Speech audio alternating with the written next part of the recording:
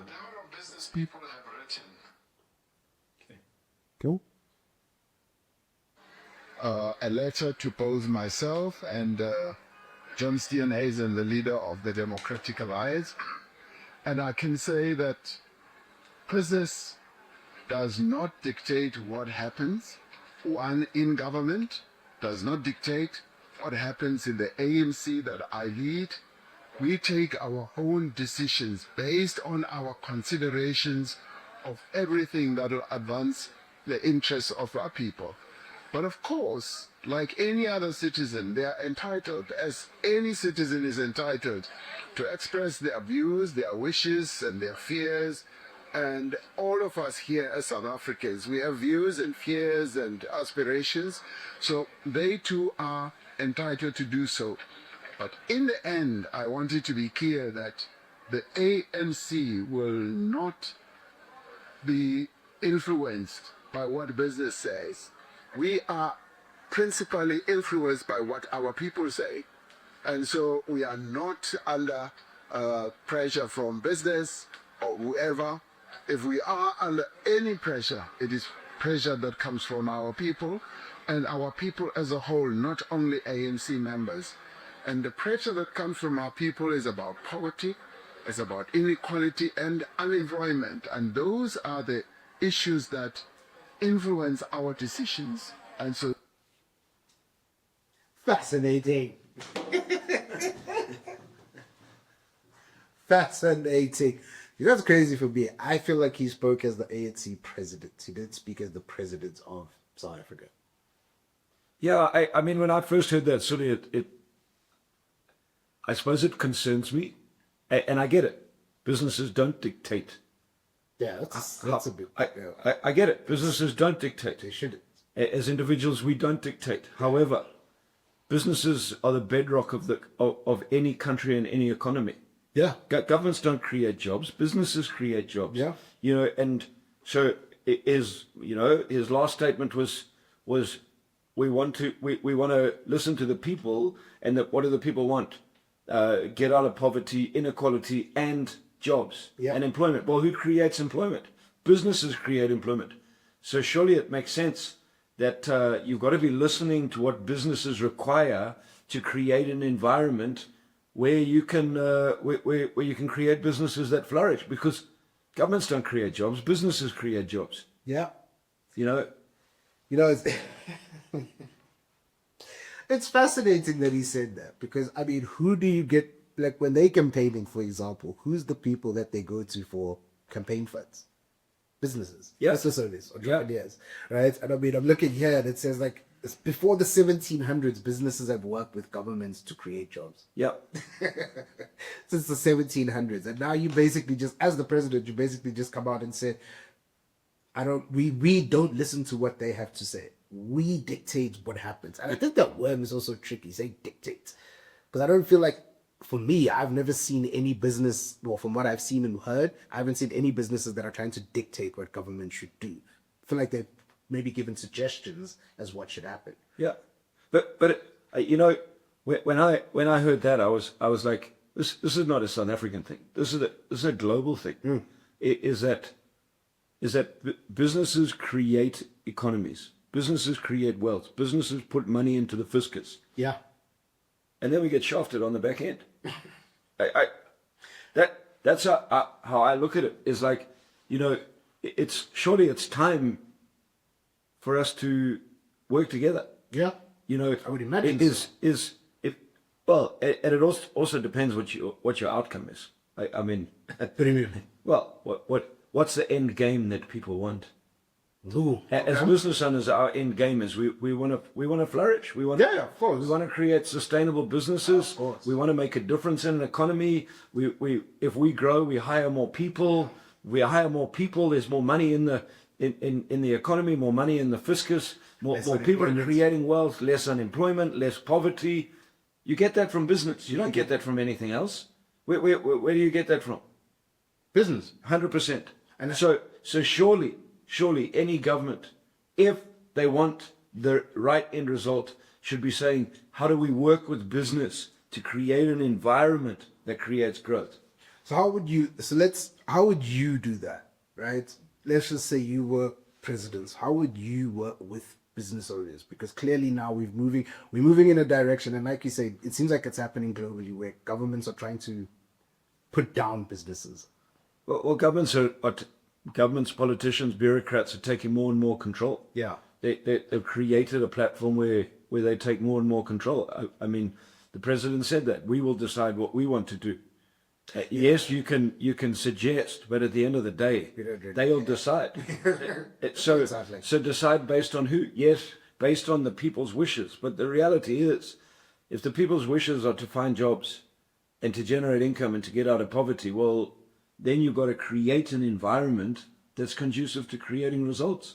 You've got to create an environment where investors are going to come in.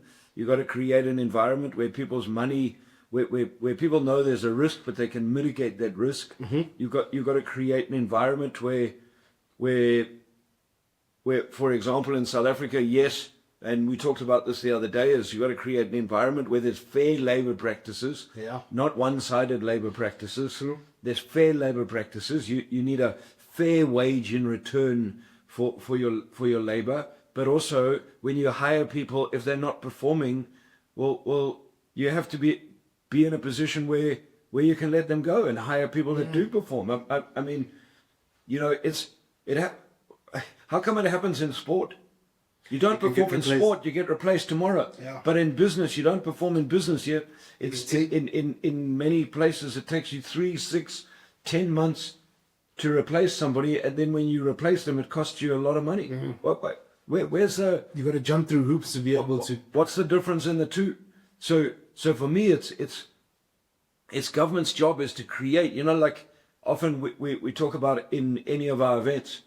My job in that room is to create an environment that allows people to succeed safely. Yeah. Not necessarily easily, but safely, so that when you do go and hire somebody, you're not going to get shafted on the back end friggin' 10 months later because you have someone who refuses to do the job, but then they take you to CCMA, and then you have to end up paying out, and you go through a whole lot of issues because you decided to give somebody a job, they promise to do the work, then they don't do the work, and now you're the one that ends up paying. And I'm not saying on the other side employees don't get abused, because yes, they do. There is abuse on the other side where people get jobs and then don't get paid, and the business owners get. I get that, but I don't think the average business owner is doing that.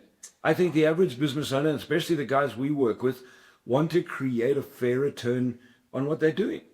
Yeah, I mean, you're speaking about labor practices at the last Ignite Your Sales, and we put out that post, and the feedback that we were getting back, that we received back from a lot of business owners talking about, I've went through the exact same thing, where I had people who weren't performing, I couldn't get rid of them, and when I did get rid of them, I got taken to the CCMA, and that cost me more, which meant that I couldn't actually hire a replacement at that point in time when I needed one. I needed to wait, and then the business to catch up, and the business went backwards. Yeah, and then you're on a hard into nothing, and that's crazy.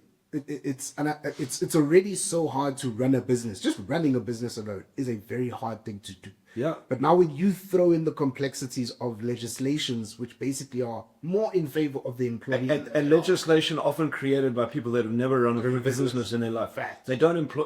They don't go out and take their own money to employ people. No. Let's face it. People are bureaucrats, and that they're not using their money. They're using taxpayers' money. And that taxpayers' money comes next month, and it comes. It's always coming. So it's always coming. Yeah. You don't have to perform to get taxpayers' money. No, you don't. I mean, that's probably the one position. Like, this is going to sound crazy, but I feel like bureaucrat politicians is probably the one place where you don't actually have to perform. You don't have to perform because the system dictates that people that money comes in. You control the supply of money, so money comes in. So you don't have to perform. Yeah. Whereas in business, you have to perform. So there's a totally different mindset.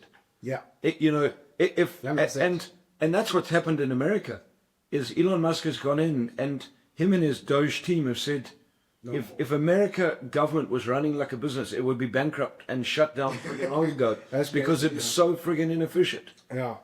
But yet people are all jumping up and down and saying this is not right, and that people are losing their job. Why are they losing their jobs? Because generally they're inefficient. Yeah. Can you imagine We run our businesses like some government departments are run. We'd shut down next month. We'd have no customers. No one would come back. Yes, if we ran it, yes. We'd have no customers.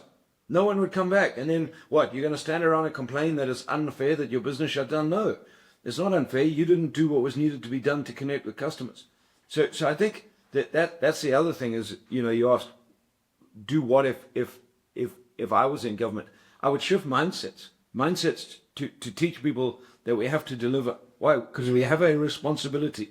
There's business owners, there's employees, there's people going out every day working damn hard to make a difference. At the end of the month, they pay taxes.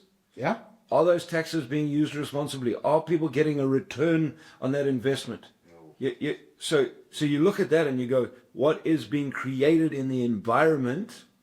What's being created in the environment? It's exactly like when we run a seminar. Yeah. It's a micro representation of the macro and the global environment. Mm. If we don't create a safe environment where people can learn and grow and push themselves, people will blow out and they'll leave. If we don't create an environment that harnesses change, that people want to come back in, that harnesses trust, people will leave the seminar. So what do we do? Is we focus on creating an environment, and in 2 days or 5 days or however those long the seminars are that we run, people keep coming back into that room because they are growing, because we're very focused on creating an environment.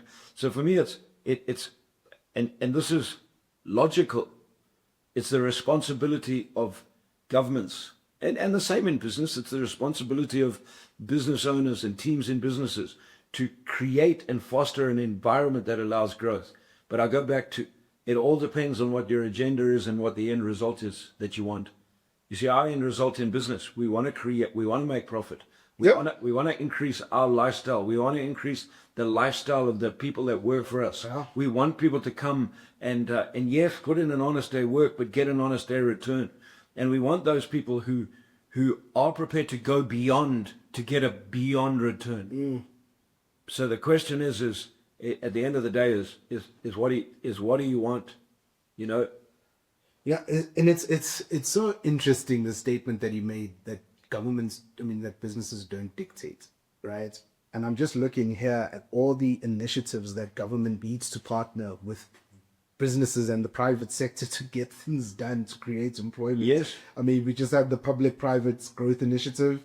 We have BEE, for example, and triple BEE. You have to do certain things there. You have, for example, the Business Unity South Africa and Chamber of Commerce and Industry. There's so many different avenues that government needs to partner with business to be able to actually drive, one, a thriving economy, and two, actually serve the people that they are there to serve. And Surya, I don't think business is dictating. I think, most business owners that I talk to and most business owners that we deal with, I think actually all they're doing is pleading.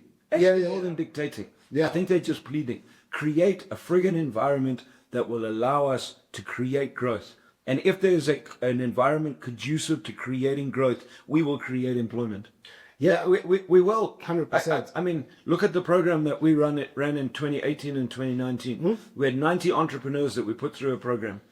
Those 90 entrepreneurs in 1 year increased their across-the-board turnover by 127 million rand, and we created 307 new jobs in night. Why? Because it was a combination of two businesses. Education, training, equipping people, teaching them how to go out into the market. Okay, great, and hit tough environments head on. Yeah. So the businesses are doing a lot to teach, train, and educate, but there's got to be an environment that allows you to succeed. Mm. What's Trump? There's lots of views on tariffs and all that, but what's Trump doing for America right now? My belief, he's looking after America. He's saying we want jobs back home. We want our economy. We want people in our economy to be manufacturing cars in our economy and making T-shirts in our economy, rather than importing it from anywhere in the world and then get screwed on the stuff that we're sending out. Why are we not doing the same 100% in our economies in Africa? Why are we not standing up saying, we used to have thriving textile industries in Africa. Where are they gone? We don't have them. We import we import from China and all over the rest of the world. We don't have that anymore. We don't have thriving textile industries. Our vehicle industries are taking a hammering. I was told the other day that our 2 steel plants are pretty much on the verge of shutting down and closing. Yeah. Goodness me, should we not be creating an environment that those steel plants are thriving to supply Southern Africa with steel? Yeah, you should be. Why are we not doing that? Should be. I mean, But isn't that what business owners are putting up their hand and saying, hey, give us that. Let us do what we're good at doing, and that's building businesses. And when we build businesses, we'll in the end give you what you want, and that's jobs. yeah. Goodness me, isn't that how it works together?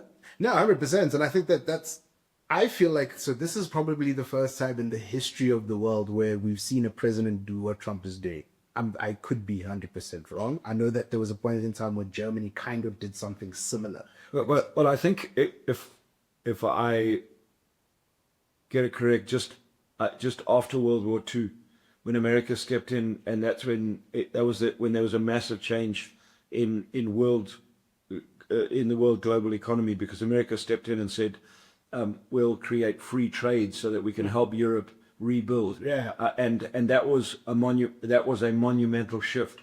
And there's a lot of talk now that what Trump is doing globally will create a similar monumental shift.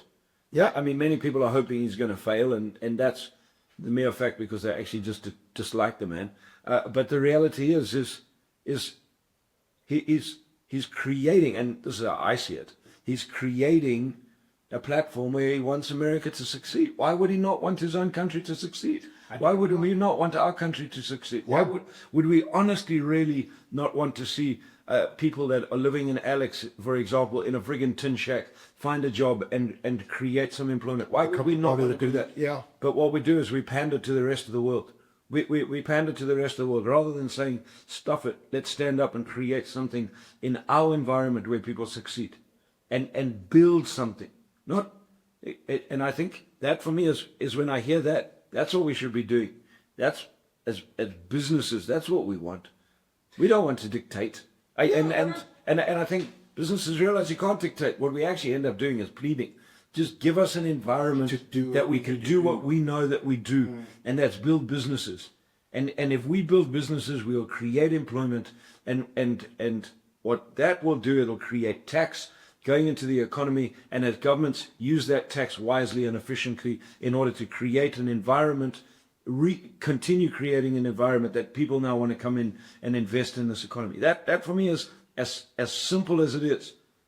And I mean, it's funny because you're also now hearing a lot of the super smart economists really backtracking on the whole, on the President Cyril Ramaphosa, because when he first came in, everybody was like, a businessman is going to come in, he's going to run our country like a business.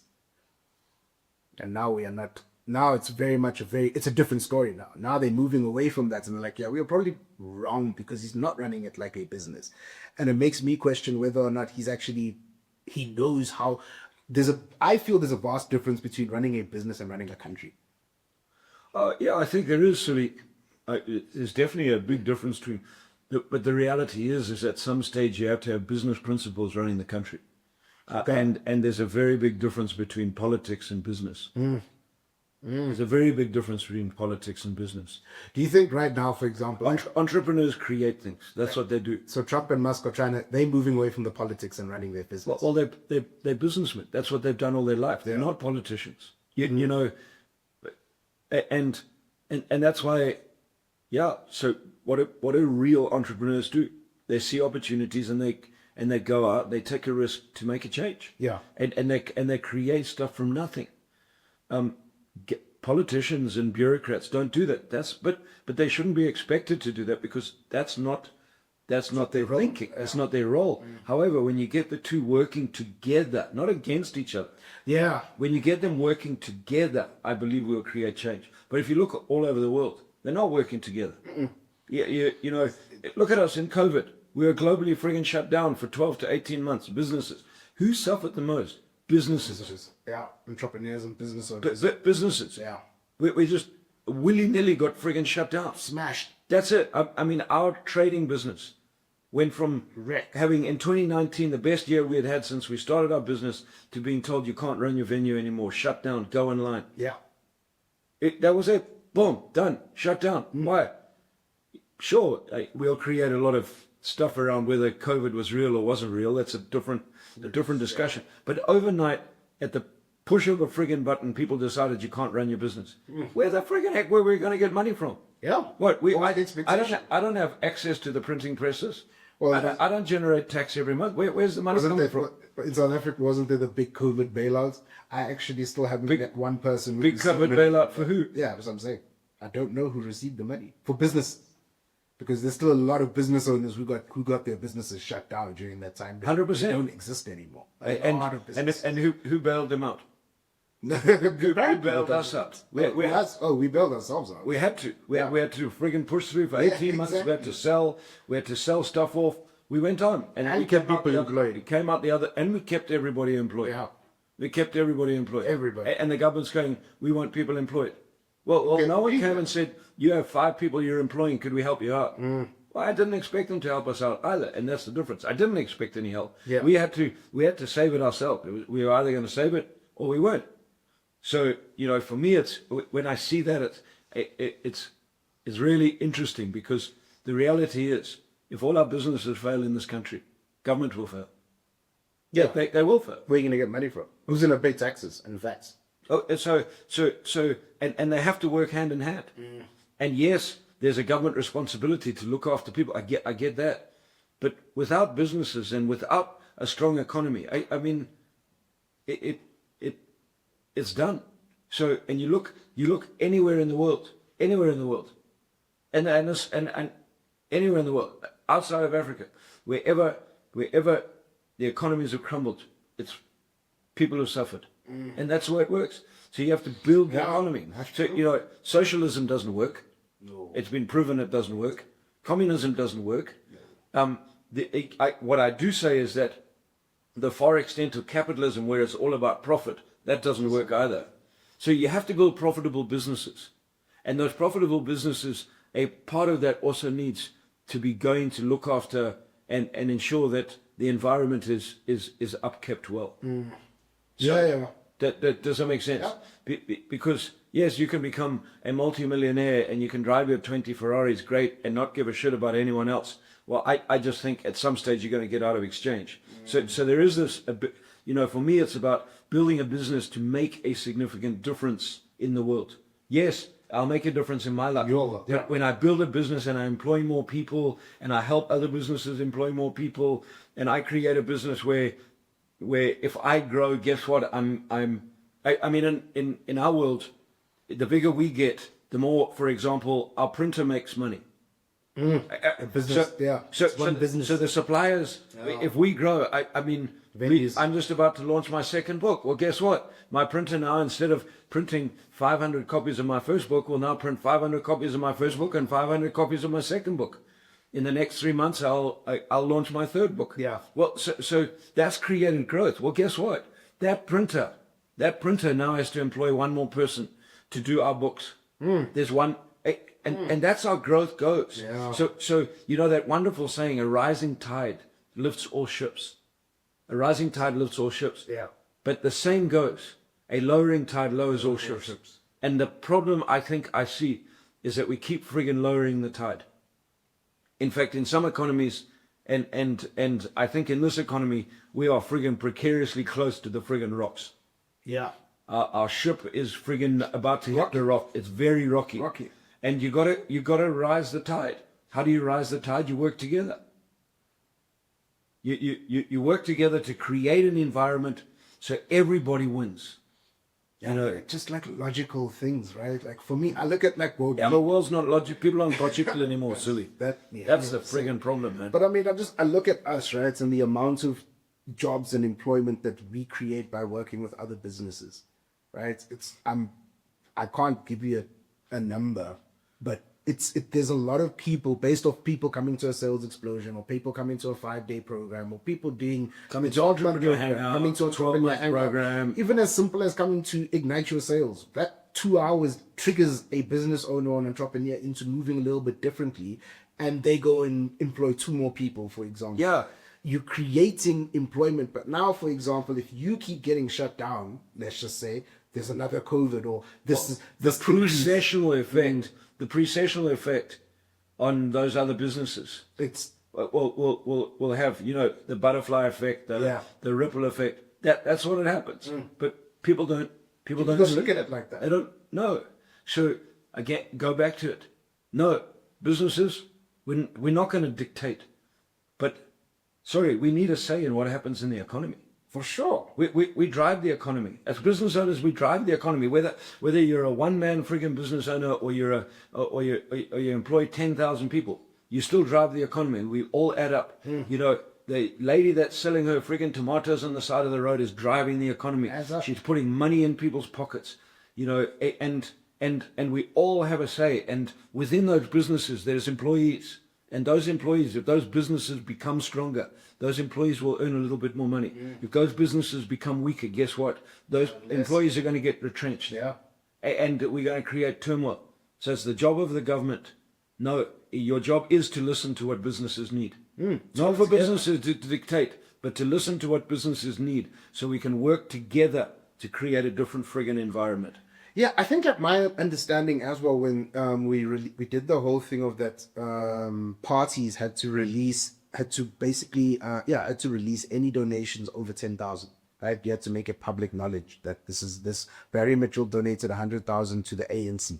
Right, you had to make that to create that transparency so that Barry cannot dictate to the government what he needs. Yeah, that was my understanding, and I'm now going, why all of a sudden are you saying that businesses are trying to dictate? Because they sent a letter, probably asking you a few questions around VAT, the increase in VAT, around how do we create more employment when you keep taxing us more? How do we make that? That was my understanding, but it seems like we're moving in a very different direction where government and business, it's becoming a lot more hostile. I think that's happening globally. Yeah, I mean, you just go back and look at America. Yeah, I know. I mean, wasn't that the rhetoric in the previous administration? Let's tax billionaires, more money, tax all the rich. I get it, but the reality is that, you know, how much employment has Jeff Bezos created? How much employment has Elon Musk created? I don't know. In Gino Wickman's book Traction, he estimates that about 3.5% of the world are true visionaries, the likes of Bezos, Elon Musk, those type of people. Create things. They create things from nothing. He estimates that of the 3.5% of visionaries that exist in the world, they account for 2/3 of all jobs created. Goodness me. And then what are people doing? Oh, let's take all their money away. They don't just, goodness me. That particular person saw something that no one else could see, went out, took a risk, created something from nothing. Bezos started off friggin' delivering books from his garage. Anyone can deliver books from their garage. Yeah. But there's a man who delivered books from his garage, built something up. Today is one of the richest men in the world, but employs thousands and thousands and thousands of people all over the world. All over. Amazon's in South Africa. Yeah. So his effect has come all the way to South Africa through the idea that he had and his ability to be able to push and grow. Why should a man like that be penalized? Why should a man like that be penalized? 100%. No longer. No, that's fine. Penalize a guy like that, but then reduce all the jobs that they've created in your country. You got to balance the two out. Balance the two out there. Then see.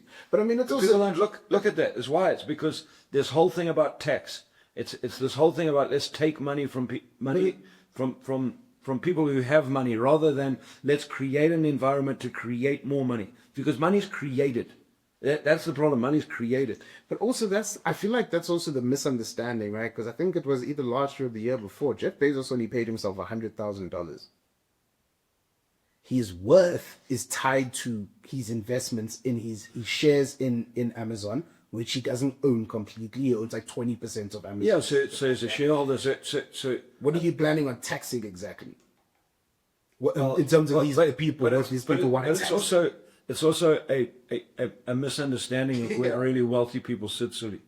You know, is yes, businesses, but businesses get all their businesses are being taxed anyway. Yeah, their earnings are being taxed. Yeah, and so people want to tax their net worth, Well, okay, no problem. So you tax their net worth now. So let's say you tax Elon Musk on his net worth now. So he was, I don't know, worth $346 billion. And then Tesla collapses and he goes to $300 billion. Are you going to give him back the tax that you taxed off 46 next year? No. But so you see, so for me, it's just, I think, you know, you can talk about this stuff all day long, but it comes back to, I think that for me, the whole thing, create an environment that is conducive to success and allow the people who create that success to be successful. That does that make sense? Yeah. If you want more jobs in a country, work with the people that create jobs. Okay, because governments don't create jobs. Government should create the environment for business owners to succeed to create jobs. If that happens, you'll get more jobs. Yeah. If you get more jobs, you'll reduce poverty. If you reduce poverty, you'll reduce inequality. That's the way to work. If you create that environment, you'll create that environment for people to grow. And when people grow, other people will build distributorships and businesses that all flourish off that growth. And for me, that's where it comes down to. So, you know, yeah, that's their job. Create an environment as part of it with business owners is work together to create something that benefits in the long run, will benefit everybody at a much higher level rather than benefiting a few. Thank you, Cyril, for making a weird statement because you gave us a podcast. We appreciate this. We appreciate this is how we must collaborate, governments and business, but not with stupidity. Ladies and gentlemen, this has been another episode of the Uncovering Greatness podcast. Don't forget, we have Entrepreneur Hangouts happening this Thursday at the Fat Ginger, $550. So, something I've been thinking about, right? For business owners or entrepreneurs, you might be thinking, well, why would I pay $550 for a breakfast? The breakfast is great. It's actually not what you're paying for. You're paying for 30 years of experience from one of the best business development trainers on the planet. That's just a fact. Somebody who has put in his money and time and effort to get better so that he can help businesses, so that we can grow as businesses, so that we can improve the economy, so we improve our countries, so we improve our continent. That's what you're paying for. You can't get that anywhere else. You'd never be able to get that anywhere else. That's just a fact. Then we also have Ignite Your Sales happening next week, Tuesday at Corporate Conference Center. That event is free. So now we went from $550 to free, where you're getting the experience of probably one of the best in the business. Links will be available. You guys should book. You guys should be there because clearly businesses need to come together to grow our economy. And that's that. I think that's key, Sully, is as businesses, we need to come together. Governments will decide what governments are going to do, but the reality is, as businesses, what are we doing to grow? But, you know, I look at it that, you know, we've had this whole podcast and chatted about it. But the reality is when you and I get up off this table, we have to deal with the situations we have to deal with, and we have to do what we need to do, because we can't dictate, and we can't change the things that we can't change. We can only change the things that we can change, and we can only control the things that we can control. Yeah. And that's the deal. We can sit and debate about it all day. In our little part of the world, you know, we can make a difference if we do what we are meant to do. And that's the game. And let's change this economy, and let's change this continent. One successful business at a time. One at a time, one at a time, one at a time. We'll see you guys next week. Thank you for joining us. Be blessed.